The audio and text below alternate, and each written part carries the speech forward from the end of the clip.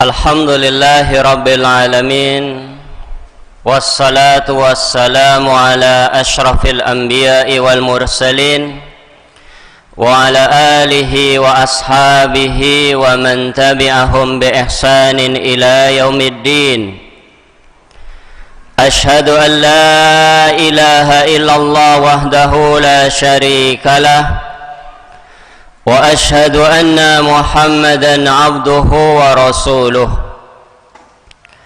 Qala Allah azza wa jalla fi kitabihil karim, ya ayyuhalladzina amanu taqullaha haqqa tuqatih wa la tamutunna illa wa antum muslimun, amma ba'd. Fa inna asraqal hadisi kitabullah wa khairal hadi hadi Muhammadin sallallahu alaihi wasallam, wa syarrul umuri muhdatsatuha, fa inna kulla muhdatsatin bid'ah. Ma'asyiral muslimin rahimani wa rahimakumullah, jamaah sekalian yang hadir di Masjid Manarul Ilmi, Komplek Pondok Pesantren Tunas Ilmu Kedung Wuluh Purbalingga, dan juga para pemirsa Osman TV dan Robbani TV, para pendengar Radio Fika Insani di gelombang 88.8 FM, rahimani wa rahimakumullah, yang saya doakan semoga senantiasa dimuliakan dan diberkahi oleh Allah Subhanahu wa ta'ala. Syukur alhamdulillah, kita panjatkan kehadirat Allah Subhanahu wa ta'ala pada kesempatan pagi menjelang siang yang sangat baik ini. Kita masih diberikan kesempatan oleh Allah Subhanahu wa ta'ala untuk kembali menambah pundi-pundi amal soleh kita. Kita masih diberikan kesempatan oleh Allah Subhanahu wa ta'ala untuk menambah catatan amal kebaikan kita. Karena berapa banyak orang yang diberikan kesempatan umur oleh Allah Subhanahu wa ta'ala, diberikan kesempatan waktu yang luang, diberikan kesehatan, tapi kesempatan dan kesehatannya tersebut tidak bisa menambah catatan pahala sedikit pun. Karena hari-hari yang dilaluinya atau detik-detik kehidupan yang dilaluinya itu tidak digunakan untuk beribadah dan mendekatkan diri kepada Allah Subhanahu wa ta'ala. Salawat dan salam semoga senantiasa terlimpahkan dan tercurahkan kepada uswah hasanah, suri teladan yang baik, junjungan dan panutan kita semuanya, Nabi besar Muhammad sallallahu alaihi wasallam, kepada istri-istrinya, putra dan putrinya, sahabatnya, dan seluruh umatnya yang setia mengikuti sunnah-sunnah beliau sallallahu alaihi wasallam. Ma'asyiral muslimin rahimani wa rahimakumullah, jamaah sekalian yang dimuliakan oleh Allah Subhanahu wa ta'ala, judul pengajian kita pada kesempatan pagi hari ini adalah sebagaimana yang sudah tertulis di makalah yang ada di hadapan panjenengan semuanya. Judulnya adalah Menjadi Manusia Berkah. Menjadi manusia berkah. Kita sering mendengar kata berkah di dalam kehidupan sehari-hari kita. Kita sering mendengar kata ini karena kata berkah adalah kata yang sangat nyaman untuk didengar di dalam telinga kita. Sebuah kata yang menyejukkan, sebuah kata yang berisi harapan kebaikan. Sampai-sampai kalau ada anak yang lahir, kita sering mendapatkan akikah misalnya, atau berita, walaupun nggak dapat akikahannya, paling enggak ada kabar misalnya lewat WA atau lewat apa begitu, alhamdulillah, puji syukur kami panjatkan kehadirat Allah, telah lahir putra kami yang bernama Fulan misalnya, pada hari apa, tanggal berapa, jam sekian. Kemudian di akhirnya biasanya apa? Ada tulisan, ada doa. Semoga menjadi anak yang berkah, bermanfaat bagi nusa, bangsa, agama, orang tua, dan lain sebagainya. Setiap orang tua mengharapkan anak yang baru lahir itu mendapatkan keberkahan. Kemudian juga kalau kita bertemu dengan kawan kita misalnya, kemudian berpisah, sering kita mendoakan kepada kawan kita tersebut, mudah-mudahan urusan Anda diberkahi oleh Allah, diberkahi, diberikan kemudahan oleh Allah Subhanahu wa ta'ala. Sebetulnya arti berkah itu apa sih? Berkah ini berasal dari kata al-buruk, ya. Berkah ini serapan yang berasal dari bahasa Arab, serapan bahasa Indonesia atau Jawa gitu ya. Kalau Jawa apa? Berkah apa berkat? Bukan berkat ya. Ya kalau berkat, apa bedanya berkah dengan berkat sih? Berkat kotakan ya, isinya makanan, hanya beda huruf saja, beda bentuk ya. Ya, berkah itu adalah kata serapan yang berasal dari bahasa Arab, barokah, yang asalnya adalah berasal dari kata al-buruk, artinya menetap. Fiilnya atau kata kerjanya adalah baraka ya beruku, burukan, menetap. Contoh dalam kalimat misalnya barakatin naqah, unta itu menderum ya. Unta itu menderum. Menderum itu apa sih? Ya maksudnya dekem gitu ya, ngedoprok gitu ya. Dekem. Kalau dekem atau ketika menderum, onta itu akan diam, menetap di tempat tersebut, tidak bergerak, tidak berdiri untuk jangka waktu tertentu. Ya bisa sebentar, bisa agak lama atau bisa lama. Tapi biasanya kalau ngaso ya cukup lama juga ya. Barakatin naqah, unta itu menderum, artinya menetap di suatu tempat untuk jangka waktu tertentu. Kemudian al-birkah itu terjemahannya adalah kolam atau sumur. Al-birkah. Kenapa sumur atau kolam disebut dengan birkah? Karena di dalam sumur itu terdapat air yang menetap, nggak pergi kemana-mana kecuali diambil.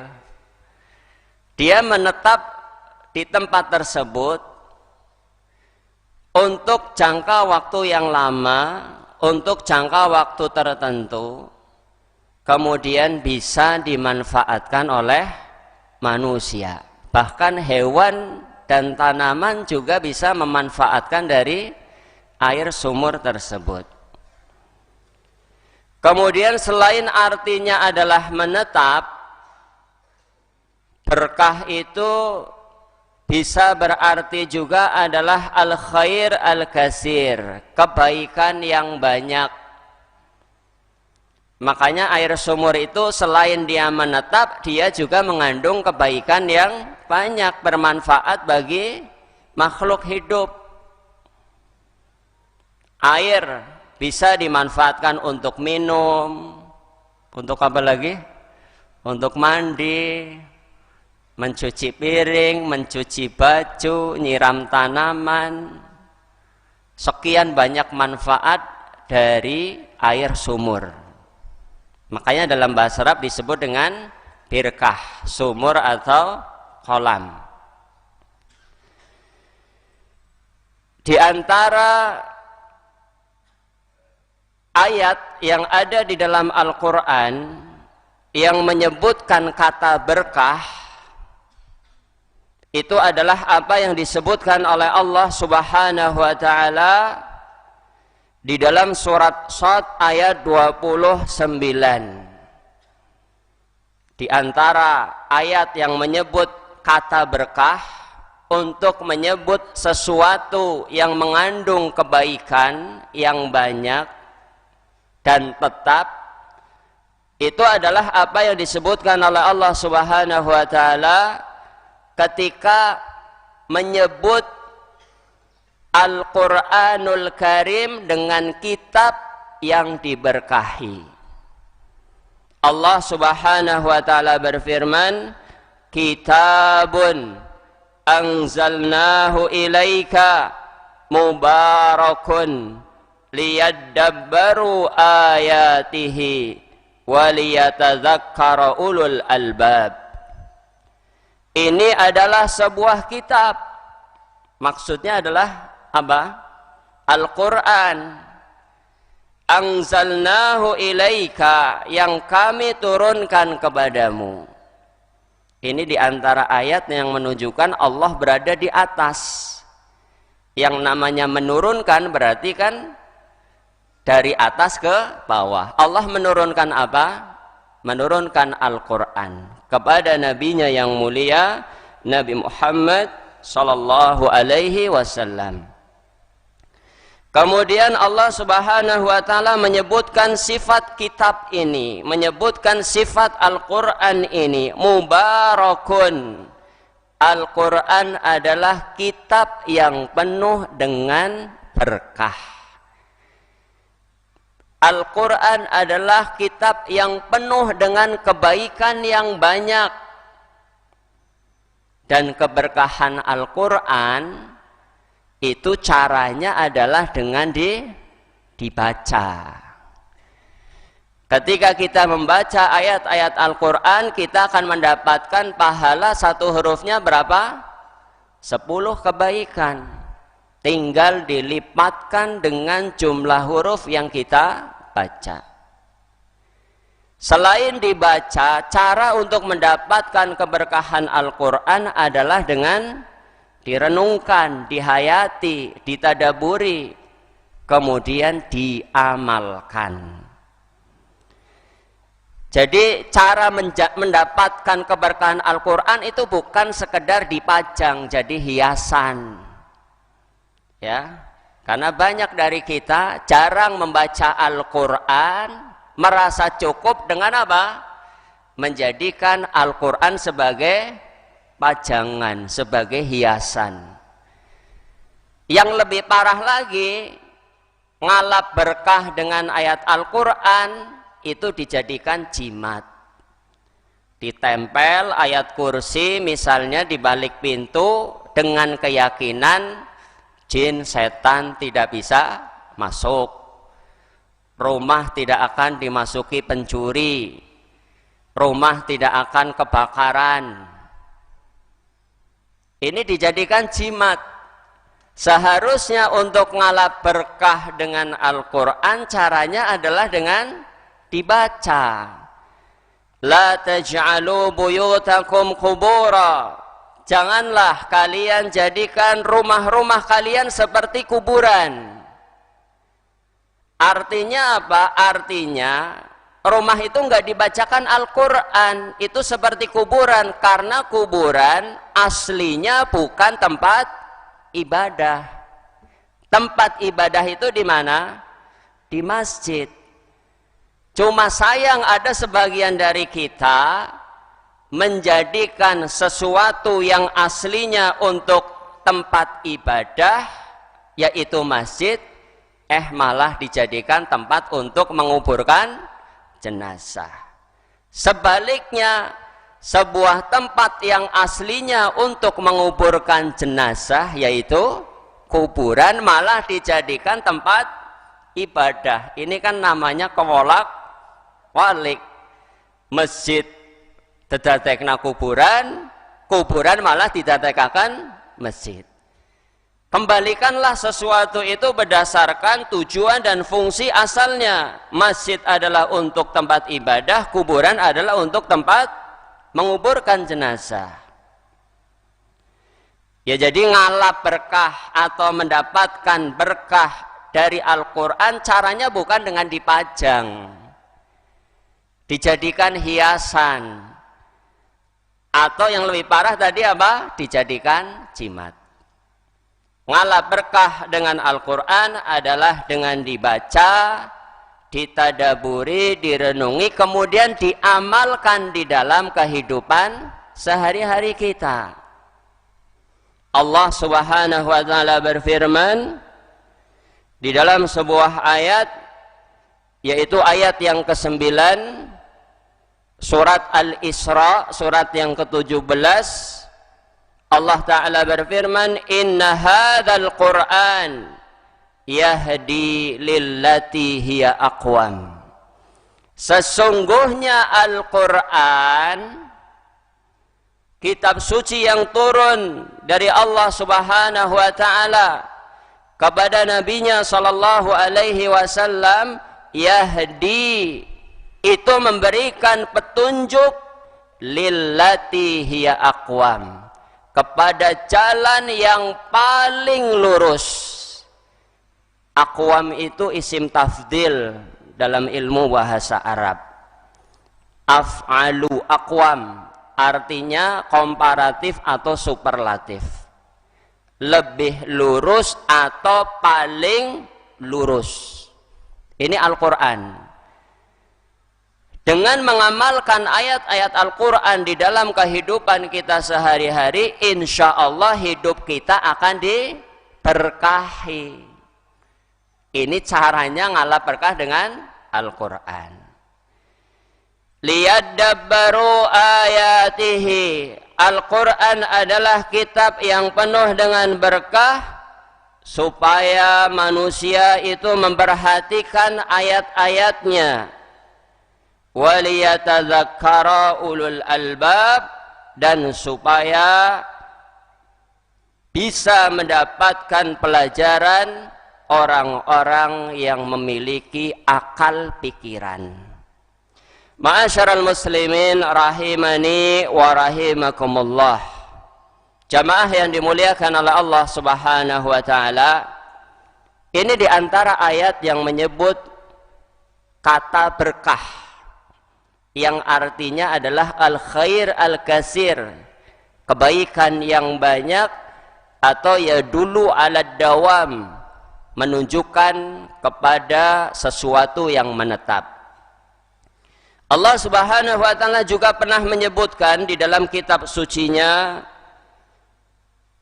menyebutkan tentang air hujan. Air hujan itu disifati oleh Allah Subhanahu wa Ta'ala dengan ma'an mubarakan. Artinya apa? Ma'an mubarakan, air yang diberkahi.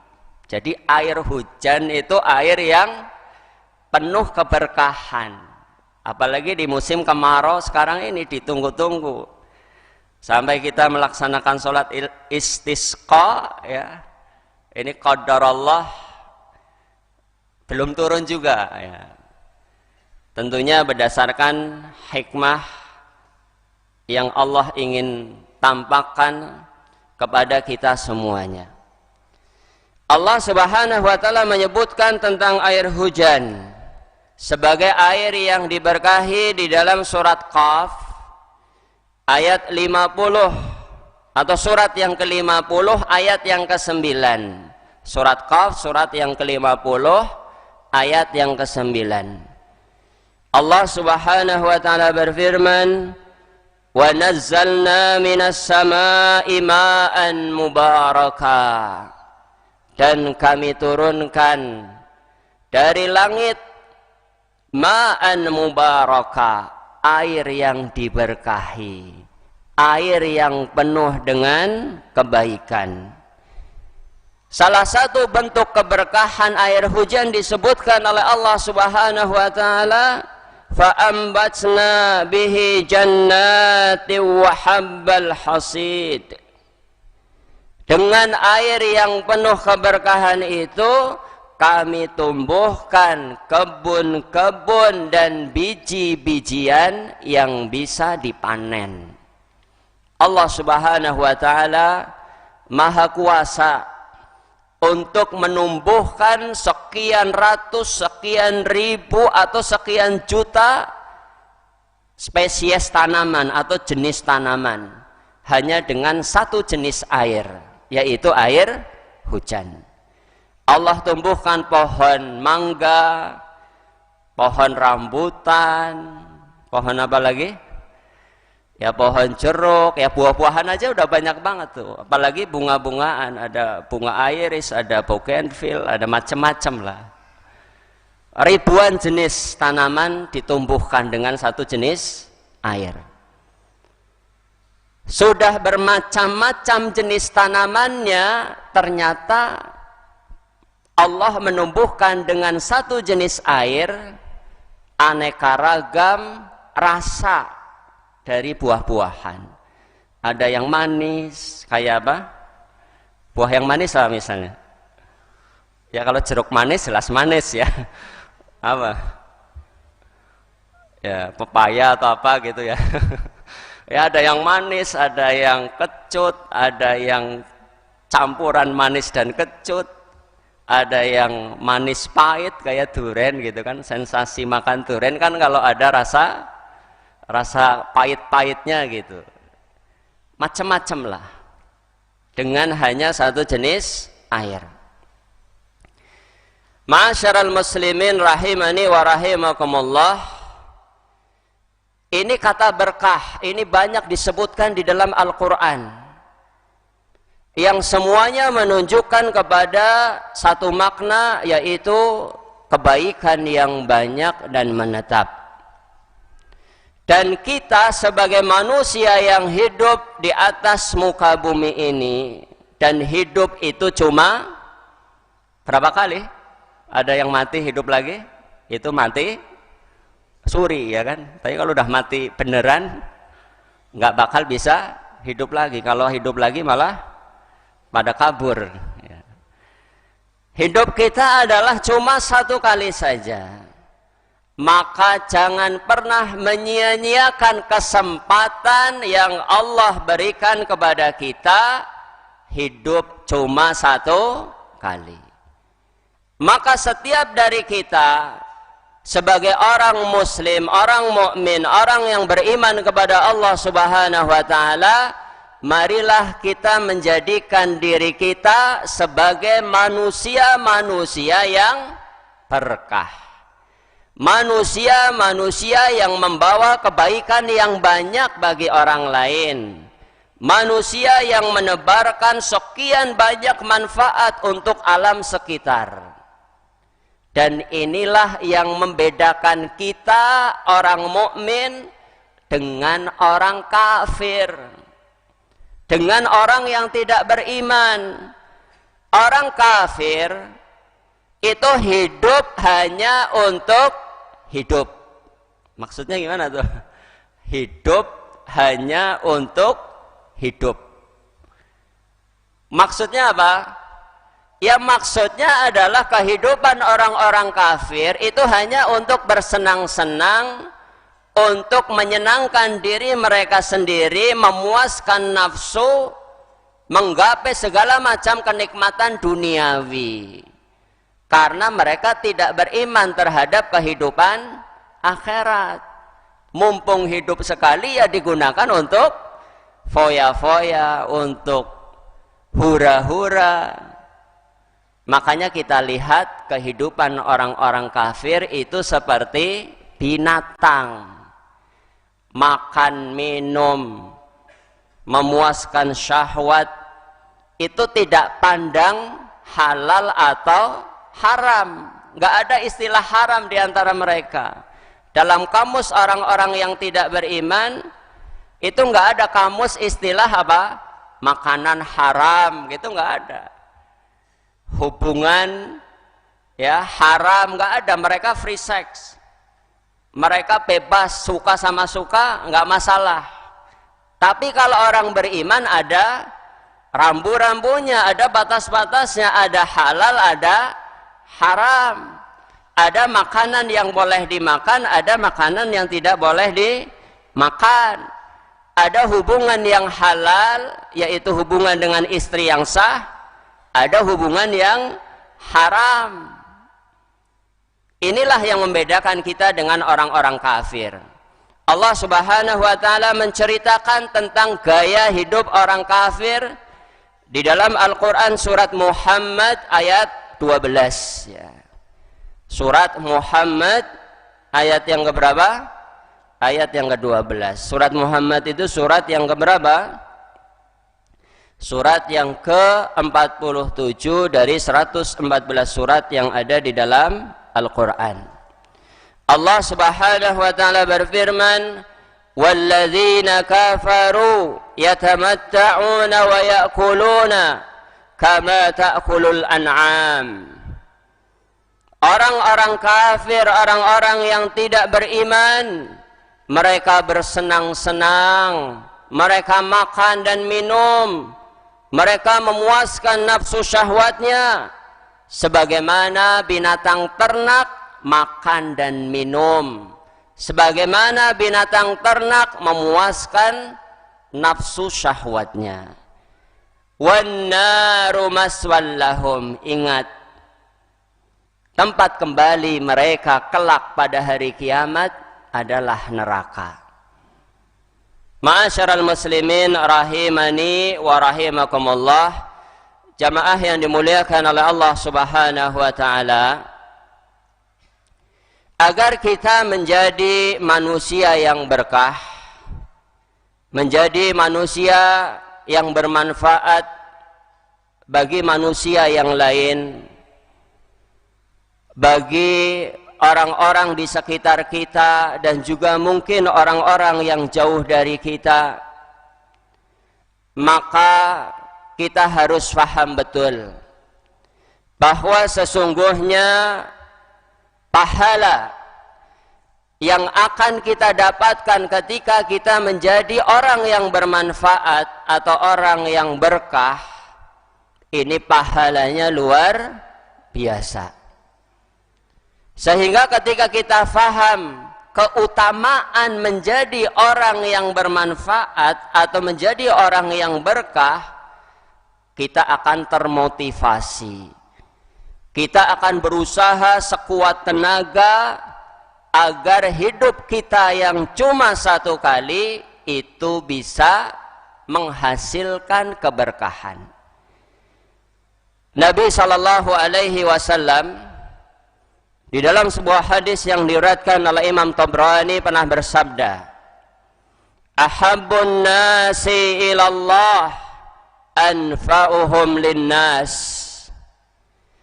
Manusia yang paling dicintai oleh Allah Subhanahu wa taala adalah orang yang paling bermanfaat bagi manusia yang lain.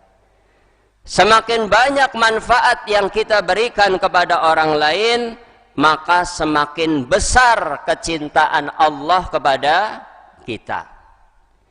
Semakin banyak manfaat yang kita berikan kepada orang, maka semakin dekat pula kita dengan kecintaan Allah Subhanahu wa taala. Kemudian di dalam riwayat yang lain Nabi SAW juga pernah menyebutkan, khairukum anfa'ukum linnas. Sebaik-baik kalian adalah yang paling bermanfaat bagi orang lain. Jadilah manusia yang terbaik dengan memberikan manfaat semaksimal mungkin kepada orang lain. Di antara manusia yang bisa memberikan kebaikan yang banyak kepada manusia yang lain adalah para nabi, al-anbiya, ar-rusul, para utusan Allah Subhanahu wa taala. Karena dengan perantaraan mereka manusia itu bisa mendapatkan hidayah. Manusia bisa mendapatkan petunjuk. Mereka jadi tahu mana syirik, mana tauhid, mana sunnah, mana bid'ah, mana jalan menuju surga, mana jalan menuju neraka. Lewat siapa kita bisa tahu seperti itu? Tentunya lewat perantaraan dakwah para rasul yang mereka diutus oleh Allah Subhanahu wa ta'ala. Dan di antara yang disebutkan dalam Al-Quran tentang para rasul, ya, salah satu rasul yang disebutkan di dalam Al-Quran yang disifati dengan keberkahan adalah Nabi Isa alaihi salam, Al-Masih Isa bin Maryam. Sebutan Al-Masih di dunia itu cuma ada dua. Yang pertama adalah Al-Masih Ibnu Maryam, Nabi Isa. Yang kedua adalah Al-Masihud Dajjal. Kalau yang pertama Al-Masih Ibnu Maryam, Nabi Isa alaihi salam, itu al-fa'il bima'na al-fa'il. Al-Masih artinya adalah Al-Masih, yang mengusap. Yang mengusap, isim fa'il. Kenapa Nabi Isa alaihissalam disebut dengan Al-Masih yang mengusap? Karena salah satu mukjizat beliau adalah dengan cara mengusap. Mengusap orang buta sembuh bisa melihat. Mengusap orang mati jadi hidup. Kalau antum mengusap orang mati hidup, itu bukan mukjizat. Ya, nggak ada manusia yang bisa punya mukjizat seperti Nabi Isa. Mengusap orang yang kena penyakit kulit, diusap sembuh, kulitnya mulus seperti sedia kala, seperti nggak kena penyakit. Yang mengusap. Kemudian sebagian ulama yang lain menyebutkan juga Isa ibnu Maryam dijuluki dengan Al-Masih karena beliau alaihi salam itu banyak menyentuh debu. Al-Masih itu artinya yang mengusap atau menyentuh. Menyentuh debu. Maksudnya bagaimana? Kakinya menyentuh debu. Likasroti siyahah. Karena banyaknya Nabi Isa ini berpindah-pindah dari satu tempat ke tempat yang lain untuk berdakwah. Ya, pindah dari tempat ini, tempat itu, dikejar-kejar oleh orang Yahudi, pindah lagi. Makanya disebut dengan Al-Masih. Kalau yang kedua, Al-Masih Ad-Dajjal, itu bimakna maf'ul, artinya adalah Al-Mamsuh, yang diusap. Kenapa Dajjal disebut dengan Al-Mamsuh, yang diusap?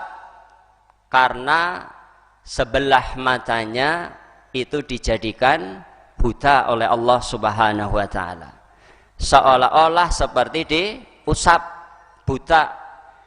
Satu bisa melihat tapi satu tidak bisa melihat.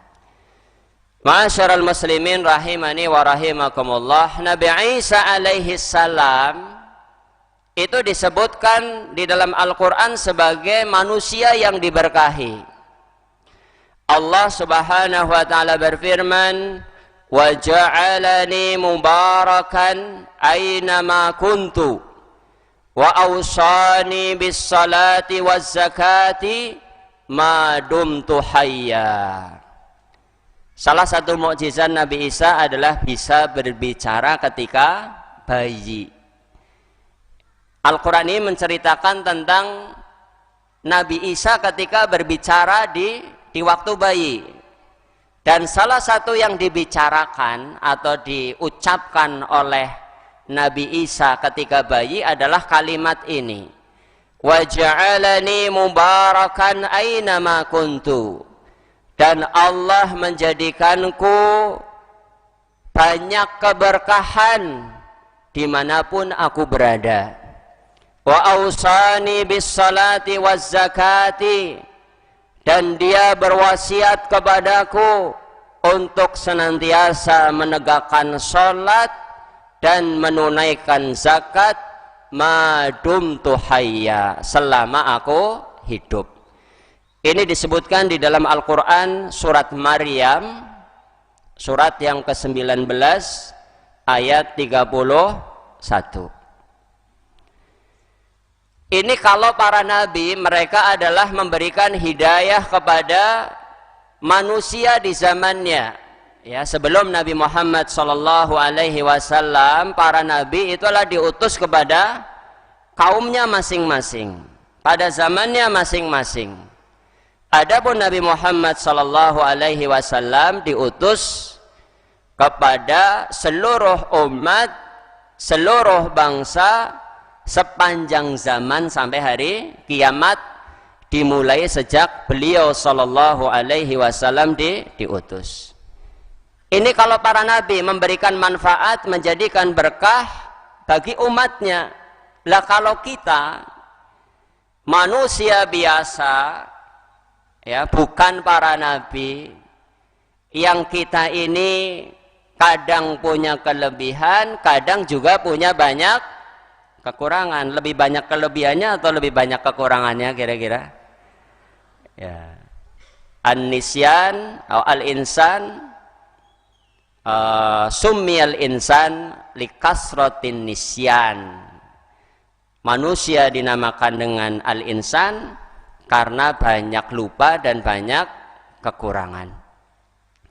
Maka agar kita bisa menjadi manusia yang berkah, kita harus melihat potensi. Potensi itu apa?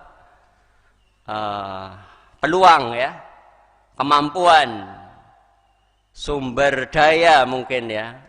Potensi yang kita miliki itu apa? Dengan kita melihat potensi kita, maka kita berharap semoga dengan potensi yang kita miliki, kita bisa menjadi orang yang berkah. Karena potensi setiap manusia itu berbeda-beda. Agama kita tidak menuntut kita semuanya jadi dai, tidak. Tidak menuntut kita semuanya jadi ustadz, itu enggak. Juga tidak menuntut kita semuanya jadi orang kaya, punya banyak harta, enggak. Nanti bagaimana nasib orang miskin, ya kan? Kalau semuanya kaya, enggak ada orang mau kerja, semuanya sudah punya duit semua. Enggak ada orang yang mau jadi buruh, enggak mau jadi yang jadi karyawan. Makanya agama kita ini memerintahkan kepada kita agar kita melihat potensi masing-masing. Ada yang Allah lebihkan dari sisi ilmu, maka gunakanlah ilmu yang dimiliki untuk menebarkan manfaat kepada orang lain. Ada yang Allah takdirkan dilebihkan dari sisi materi, maka gunakanlah kelebihan materi tersebut untuk bisa memberikan manfaat yang banyak bagi kaum muslimin. Ada yang Allah berikan kedudukan, jadi penguasa, jadi pejabat, maka gunakanlah kedudukan dan kekuasaannya tersebut untuk memudahkan, memperlancar urusan orang-orang yang ada di bawahnya. Manusia itu diibaratkan oleh Nabi SAW itu bagaikan barang tambang, al-ma'adin. Kita lihat barang tambang itu isinya macam-macam. Apa isi tanah itu semuanya emas semua? Ada nggak yang kayak gitu? Nggak ada kan? Atau misalnya isinya pasir semua, ya paling kalau di sungai itu juga macam-macam, ada pasirnya, ada batunya kecil-kecil, ada batu yang gede-gede, ada juga mungkin pasir besi atau segala macam. Manusia itu diibaratkan oleh Nabi SAW bagaikan al-ma'adin, barang tambang. Ada yang nilainya sangat mahal, ya kecil, kemudian harganya ratusan ribu atau jutaan, segram misalnya 500.000, misalnya apa? Emas, ya kan?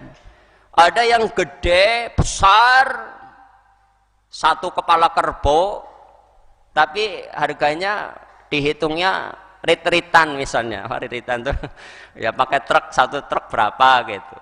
Misalnya adalah batu kali itu kan, batu blonos gitu kan, ada batu belah, ada mengek lah. Ya itu besar, tapi harganya nggak dihitung satuan itu, nggak dihitung gram-graman, tapi truk-trukan, setruk berapa gitu. Ya, batu blonos, batu yang bundar-bundar itu buat pandasi. Tapi walaupun misalnya murah, ada fungsinya apa tidak? Masa mau pandasi pakai emas misalnya, kan nggak mungkin. Pakainya apa? Batu. Pasang bata misalnya pakai apa misalnya? Perak misalnya, kan enggak. Pasang bata pakai apa? Pasir, semen, kan gitu. Semuanya ada fungsinya, ada kelebihannya. Itulah manusia. Ada yang nilainya tinggi, kelebihannya banyak, kemampuannya banyak, potensinya segudang. Ada juga yang potensinya biasa-biasa saja. Tapi sebiasa-biasanya manusia, sejelek-jeleknya manusia, pasti dia punya potensi, punya kelebihan, punya manfaat. Cuma belum digali saja, belum diketahui saja. Manusia itu makhluk yang diciptakan oleh Allah Subhanahu wa taala sebagai fi ahsani taqwim, manusia yang terbaik, makhluk yang terbaik dari seluruh makhluk. Pasti dia punya kelebihan. Nabi sallallahu alaihi wasallam bersabda di dalam sebuah hadis yang diriwayatkan oleh Imam Bukhari dan Imam Muslim, yang menggambarkan tentang manusia itu bagaikan barang tambang. Beliau sallallahu alaihi wasallam bersabda, "An-nasu ma'adin." Manusia itu bagaikan barang tambang. Khiyaruhum fil jahiliyah, khiyaruhum fil Islam. Orang yang terbaik di antara mereka di zaman jahiliyah, zaman sebelum mengenal Islam, khiyaruhum fil Islam, mereka juga akan menjadi terbaik ketika sudah masuk Islam, ketika sudah mengenal Islam. Idza faquhu, syaratnya apa? Syaratnya kalau dia paham agama. Begitu juga kita itu punya potensi, punya kelebihan. Kelebihan itu akan bisa bermanfaat bagi kita, menjadikan kita manusia berkah kalau diiringi dengan ilmu agama, dibimbing dengan ilmu agama. Berapa banyak orang yang dilebihkan hartanya, diberikan kekayaan yang melimpah, bukan menjadikan dia bermanfaat untuk orang lain, bukan menjadikan hartanya tidak menjadikan dia itu menjadi manusia yang mulia, malah dengan harta yang berlimpah itu menjadikan dia terperosok kepada jurang-jurang kemaksiatan yang sebagian besarnya itu menggunakan dana. Berzina butuh dana? Butuh. Kemudian minum khamar butuh dana? Butuh. Judi butuh dana. Perbuatan syirik, pergi ke dukun misalnya, mana ada dukun gratisan, mereka juga butuh makan, butuh pekerjaan, kan gitu. Ya makanya aneh kalau seandainya ada seorang dukun jual jimat anti miskin, jimat kaya 7 turunan. Lah ngapain dijual-jual kalau memang jimat itu mandi mustajab? Ngapain dijual-jual? Mendingan apa? Ya dipakai sendiri, nggak perlu kerja lagi. Ya, ini kan dusta. Ya. Al-kuhan al-kazzab. Mereka adalah orang yang banyak berdusta dan memakan harta manusia dengan cara batil. Ma'asyiral muslimin rahimani wa rahimakumullah. Jadi Nabi Shallallahu Alaihi Wasallam ini mensyaratkan orang akan menjadi manusia berkah dengan segala kelebihan yang dia miliki. Syaratnya apa? Kalau dibimbing dengan ilmu agama, punya kelebihan harta, hartanya digunakan di jalan yang benar. Punya ilmu yang banyak, ilmunya digunakan untuk ngajari orang lain, bukan minteri wong liya. Ya, ngajari dengan minteri, menjadikan orang pintar itu bagus, tapi enggak minteri itu konotasinya adalah negatif. Ya, minter itu berarti ngelomboni lah. Nah, semoga Allah Subhanahu wa taala menjadikan kita semuanya sebagai manusia yang berkah sesuai dengan potensi yang kita miliki. Wallahu taala a'lam bishawab. Sampai di sini pengajian kita pada kesempatan pagi hari ini. Semoga bermanfaat bagi kita semuanya. Untuk waktu yang tersisa bisa kita gunakan untuk tanya jawab. Silahkan.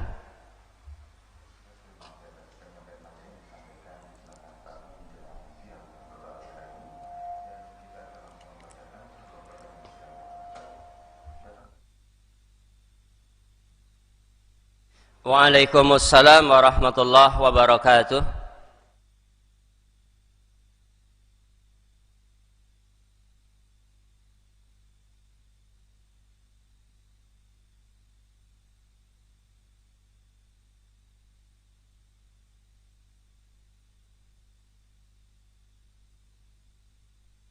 Ya, pertanyaan yang sangat bagus sekali. Seorang ibu rumah tangga yang sehari-harinya di rumah, bagaimana caranya agar bisa menjadi manusia yang berkah. Orang yang paling berhak untuk mendapatkan manfaat dari seorang ibu rumah tangga, orang yang paling berhak untuk mendapatkan manfaatnya adalah siapa? Anak-anaknya. Kalau dia seorang istri, maka orang yang paling berhak untuk mendapatkan manfaat dari seorang istri adalah siapa? Suaminya. Itu sudah lebih dari cukup untuk menjadi manusia yang berkah. Maka ketika Anda misalnya menjadi seorang istri yang setiap hari mungkin mayoritas waktunya berada di rumah, maka pergunakanlah waktu yang Anda miliki ini untuk sebaik-baiknya mengerjakan, menuntaskan kewajiban-kewajiban Anda sebagai seorang istri, sebagai seorang ibu rumah tangga. Yang nanti ditanya pada hari kiamat di hadapan Allah Subhanahu wa taala, seorang istri yang pertama kali ditanya itu bukan pekerjaan-pekerjaan, misalnya kalau dia nyambi misalnya, mungkin kerja di mana gitu, di kantor atau mungkin jualan atau apa ya, bisnis woman gitu ya, wanita pebisnis. Yang pertama kali ditanya di akhirat itu bukan urusan-urusan pekerjaan di luar rumahnya, bukan juga tentang usahanya, bisnisnya, tapi yang pertama kali ditanya adalah tentang haknya Allah, kewajiban dia kepada Allah. Kemudian setelah itu adalah kewajiban dia seorang istri kepada suaminya, kewajiban seorang ibu kepada anak-anaknya. Kalau dia misalnya ingin manfaatnya lebih luas, tidak hanya kepada suaminya, tidak hanya kepada anaknya, maka lihatlah potensi yang Anda miliki. Lihatlah potensi yang dia miliki. Potensinya apa? Kalau memang punya ilmu, bisa ngajar, misalnya mungkin ngajar TPQ, atau mungkin ngajar bahasa Arab, atau ngajar ilmu-ilmu yang lain, bisa Anda tularkan ilmu yang Anda miliki ini kepada orang lain. tanpa harus keluar rumah bisa. Atau misalnya kalau memang perlu keluar rumah, ya qadril hajah, sesuai dengan kebutuhan. Ya sekarang banyak grup-grup WA, misalnya grup belajar lewat WA. Bisa ya. Kita menebarkan manfaat sebanyak mungkin. Atau mungkin bagi tetangganya, bagi sekitarnya, dia punya kelebihan harta, ya, disedekahkan kepada saudara-saudaranya, membantu saudaranya yang kekurangan, yang belum punya pekerjaan mungkin bisa dimodali supaya bisa punya kerjaan, punya dagangan, semuanya bisa dilakukan. Lihatlah potensi yang Anda miliki. Wallahu taala a'lam bissawab.